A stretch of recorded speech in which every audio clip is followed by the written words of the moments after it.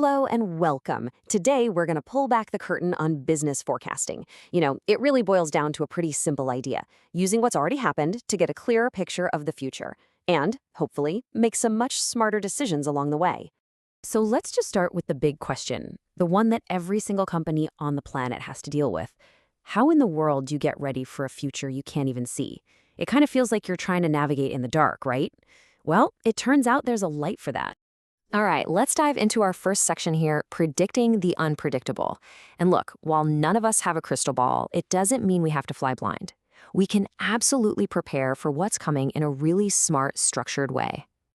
I mean, think about it for a second.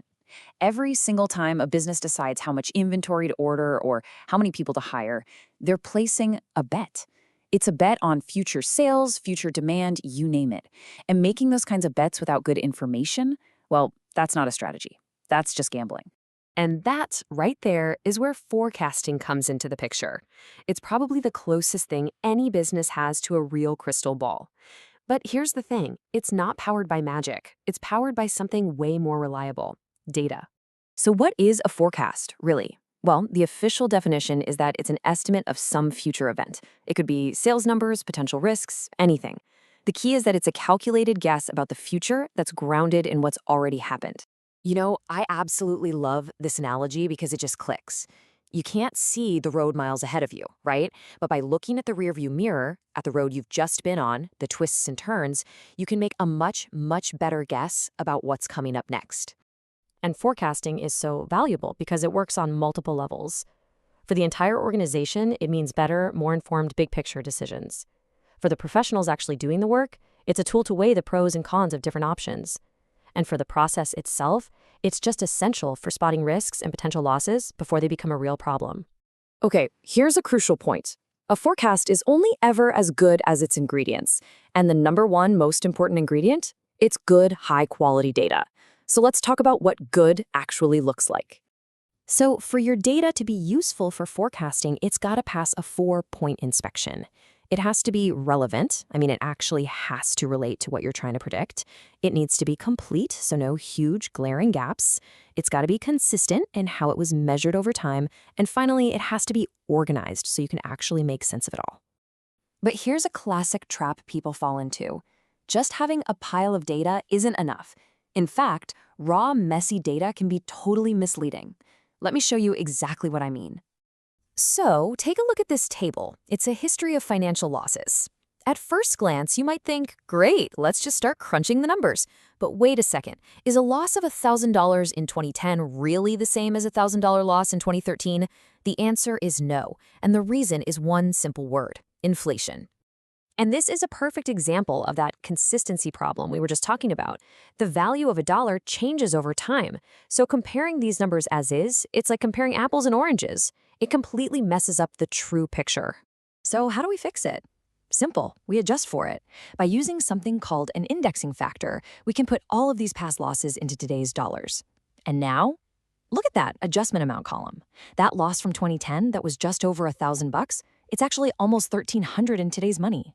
Now we're comparing apples to apples. Now we have data we can actually trust. Okay, so we've got our squeaky clean, consistent data. Now the fun really starts. It's time to play detective and find the hidden patterns inside. And the main tool we use for this is called time series analysis. The whole idea here is pretty simple, but it's incredibly powerful. You look at your data over time, you find the pattern, and then you extend that pattern into the future to predict what's likely to happen next. The very first thing we look for is the trend. This is the big picture view. It's the long-term, gradual direction your data is headed. Is it slowly climbing up over the years, or is it drifting down? Finding that trend gives you your baseline. Next up, we have the seasonal component. These are the patterns that repeat themselves every single year like clockwork. The classic example is a retailer's sales spiking around the holidays.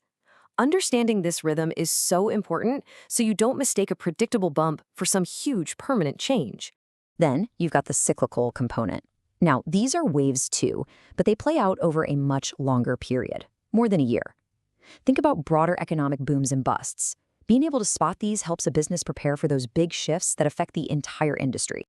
And finally, there's the irregular stuff. This is basically the catch-all bucket for all the random, unpredictable, one-off events. A sudden supply chain disruption, a natural disaster, things you just can't see coming. We identify these so we don't accidentally bake a one-time fluke into our long-term predictions.